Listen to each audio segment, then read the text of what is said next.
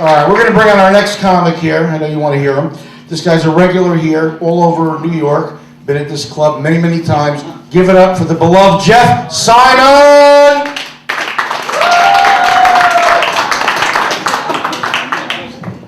Scott, keep it going for Scott, you're MC. Enough. I don't have to get a big head, it's enough. How's everybody doing? Great. It's good. Getting ready for the Super Bowl? Yeah. It's good. I tell you, it sucks getting old, you know? It sucks getting old. I hate when the bitches at Dunkin' Donuts automatically give me the senior discount. I mean, how do they know I'm not some young guy who aged really fast because he took a lot of drugs, you know? Maybe I'm like that Brad Pitt character, Benjamin Button, who was born old but aged in reverse. You know? I hate when people call me Grandpa Huxtable. I had a date with this 35-year-old woman Saturday night. She has the most incredible ass I've ever seen in my life. And nice tits. And a pretty face. I asked her to move in with me. She wants a $100,000 line of credit and a weekly allowance. I called up my son. Who lives in Chicago. He makes $1 million a year. He sells mutual funds. I said, I have an emergency. I need $100,000 right away. I'll pay it back when I get my first HBO special.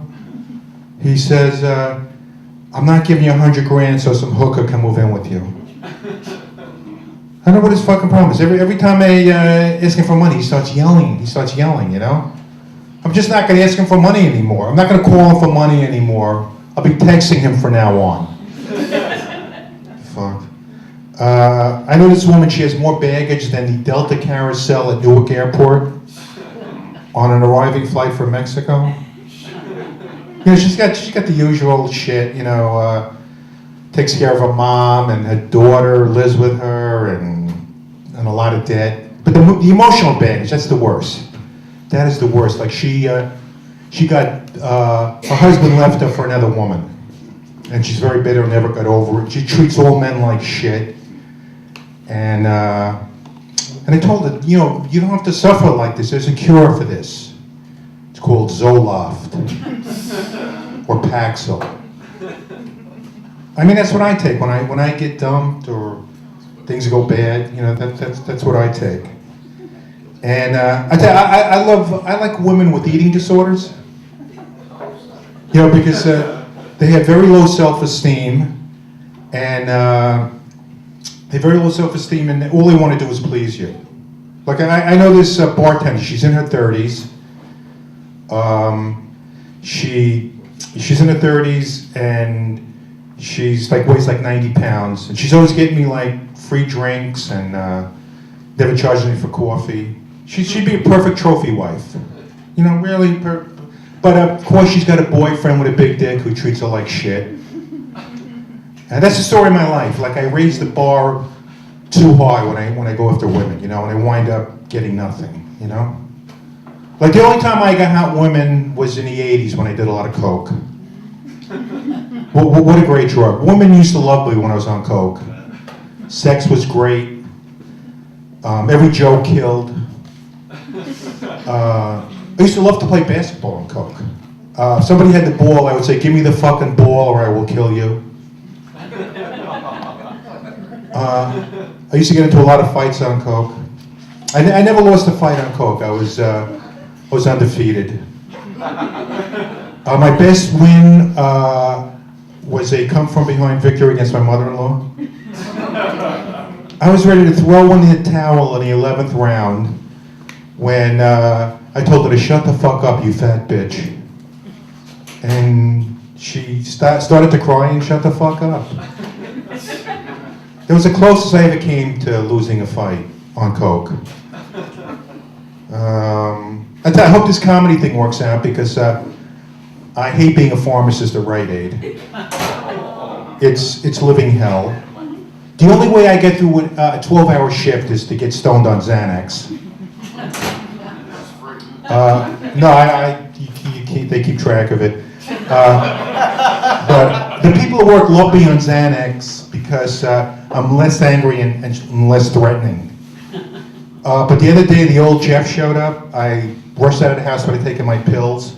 I got into a fight as soon as I got to work with my tech. I could not take another day of Hot 97. I put the fan on. You know, WFAN. And then this old lady, this nasty old Jewish lady with no teeth, started yelling at me because I told her to use her finger when she asked me to recommend something for butt itch. And this guy in a wheelchair got mad at me because I refused to fill his phony script for oxycodone. You know what oxycodone is, right? The reason I would have filled this. The reason I didn't fill the script is this guy dunked on me in a playground yesterday. He did one of these John Starks in your face Michael Jordan dunks.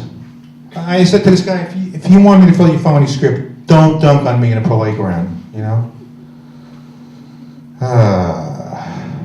But I'll tell you, man, I'm tired of pretending to be a medical professional when I got to stand at the counter all day, bringing up peanut butter and Snickers bars with somebody's cancer pills. And you get to where a doctors go, but nobody treats you like a doctor. Like the only medical equipment I have there is they check your own blood pressure machine. And I hate when these customers like make me comment on a blood pressure reading. Like this old guy says to me, is 300 over 280 bad? Yeah. I said, I got a better chance of fucking Heidi Klum than you got of being alive at this time tomorrow. And then, technically I'm a drug dealer. You know, we're drug dealers, but we don't get the benefits of real drug dealers. Like real drug dealers, so they drive Lamborghinis and Mercedes, and they give out pills to young women who show them their tits, you know, their titties, you know. Rite Aid drug dealers, we drive used cars, and the only time we get to see tits is when some old lady lifts up our shirt. It's the only time we get to see tits. And real drug dealers, they get respect, they get record deals. They get to bank supermodels.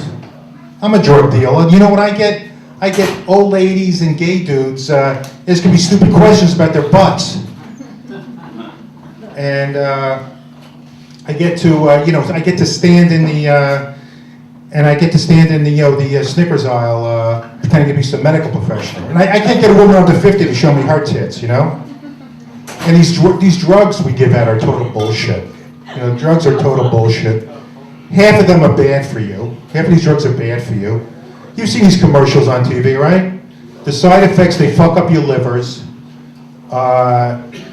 They destroy your stomach linings.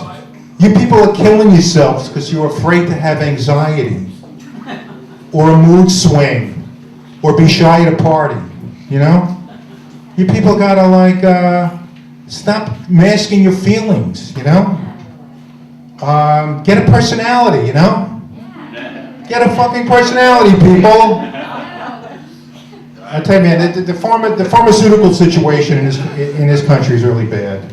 You know, you see these commercials on TV. You see these commercials on TV. They're hilarious. They try to all they do is distract you. They distract you. They show people walking through a field.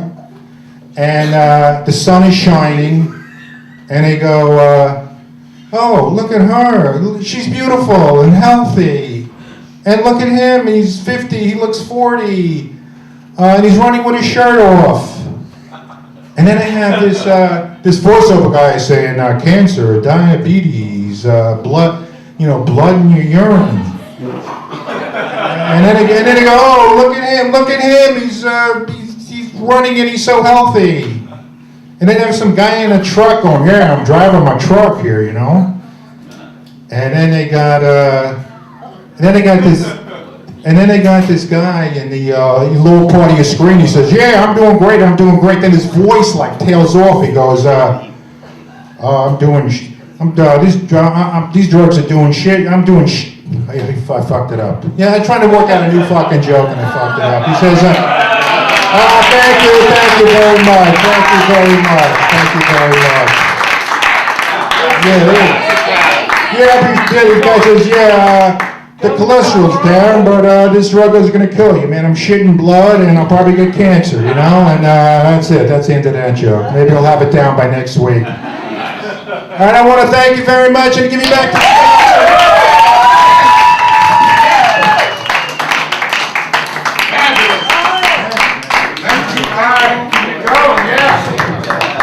Keep it going, guys. You guys got a good energy. Yeah.